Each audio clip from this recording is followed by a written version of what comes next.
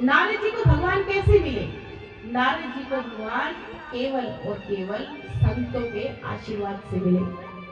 नारद जी अपने पूर्व जन्म में दासी पुत्र थे, यानी कि उनकी मैया जो माता जी जो है वो घर घर जाकर काम किया करती थी और उसी से उनके घर का गुजारा चलता था।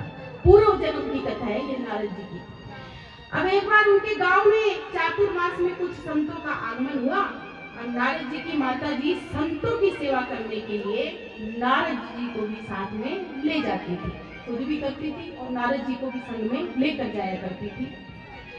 अब नारद जी की संतों के प्रति इतनी रति हो गई कि संतों का संग करना उन्हें अच्छा लगने लगा और संतों के संग में ही उन्हें सुख मिलने लगा। इतना रीझ गए, इतनी रति हो गई संतों के प्रति। अब 4 महीने पूरे करने के बाद जब वो संत उस गांव से जाने लगे तो नारद जी रोने लगे। नारद जी बोले कि मुझे भी आप अपने संग लेकर जाइए, क्योंकि सुख मिलने लग गया संत दर्शन में, संत सेवा में सुख मिलने लगा, तो रह नहीं पा रहे थे। तो बोले आप मुझे अपने संग लेकर के जाओ। अब संतों ने कहा कि देखो तुम अकेले नहीं हो, बोले तुम्हारे संग तुम्हारी मैया है और तुम्हें तुम्हारी माँ की भी तो सेवा करनी है। पहले तुम अपनी मैया से जाकर के पूछो, उनसे पूछो, अगर वो आज्ञा देंगी तो मैं तुम्हें संग लेकर के चलेंगे, हम तुम्हें संग लेकर के चलेंगे। अब नारद जी और संत महाराज जो है माता मैया के पास गए और बोले कि संतों के संग ये जाना चाहते हैं। तो मैया ने कहा कि देखो मेरे बुढ़ापे का सहारा है ये, यदि यही आप ले जाओगे या आपके साथ ये चला जाएगा तो फिर मेरा बुढ़ापे का सहारा कौन बनेगा? तो संतों ने कहा कि देखो अभी तुम्हारी मैया जो है ना, तुम्हारी मैया जिंदा है, तो बोले ऐसा करो जब तक तुम्हारी माँ धरती पर है तब तक तुम इनकी सेवा करो और जब ये चली जाएंगी तो फिर तुम संतों के संग रहना। अब नारद जी और एक मंत्र देकर गए नारद जी को और कहकर गए कि तुम इस मंत्र का जो है उच्चारण करना, ओम नमो भगवते वासुदेवाय। ये मंत्र जो है ना, ये भगवान को टेलीफोन है, ये टेलीफोन नंबर है भगवान का। अब ये मिस कॉल दिया करो इस मंत्र की, डेली मिस कॉल किया करो भगवान की। अब टेलीफोन नंबर कितने अक्षर का होता है?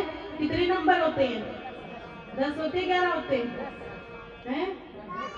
10 होते हैं। ये द्वादश अंक है, यानी कि 12 है। तो ISD कॉल लगता है ना, विदेश में कॉल करना पड़ता है, तो कितने अक्षर होते हैं? उसमें कितने नंबर होते हैं? 12 होते हैं ना। तो देखो ये भगवान का टेलीफोन नंबर है। अब एक बार मिस कॉल करोगे, 2 बार करोगे, भगवान नहीं सुनेंगे, 3 बार करोगे, कई बार आपके पास कोई करता होगा, आपको भी कॉल नहीं उठाने का मन करता आपका, तो वो मानता ही नहीं है, फिर उठाते तो हो ना कॉल। ऐसे ही भगवान को मिस कॉल दिया करो, दिन में 5-6 हजार मिस कॉल कर दिया करो भगवान को। कभी ना कभी तो जवाब आएगा ना भगवान की तरफ से, कभी तो भगवान हम पर रीझेंगे। तो देख करके गए कि ये मंत्र जो है ले लो, कभी ना कभी तो भगवान तुम पर रीझेंगे। अब नारद जी इस मंत्र का उच्चारण करते रहे और नारद जी को संतों के संग से ही भगवान की प्राप्ति हुई थी। अब किसी ने पूछा कि एक बात बताओ, यदि हमारा कोई रिश्तेदार है या कोई ऐसा संगी साथी है, चाहे वो पति है या पत्नी है, यदि वो भगवान और हमारे बीच में आ रहा है, प्रेम के बीच में या भक्ति के बीच में, तो क्या उसे छोड़ देना चाहिए?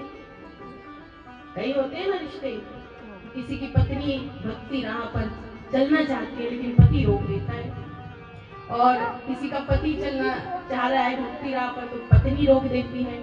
तो पूछा गया कि यदि ये रिश्ते हैं ना, जैसे माता पिता, ये हमारी भक्ति के बीच में यदि आते हैं तो क्या इन्हें त्याग देना चाहिए?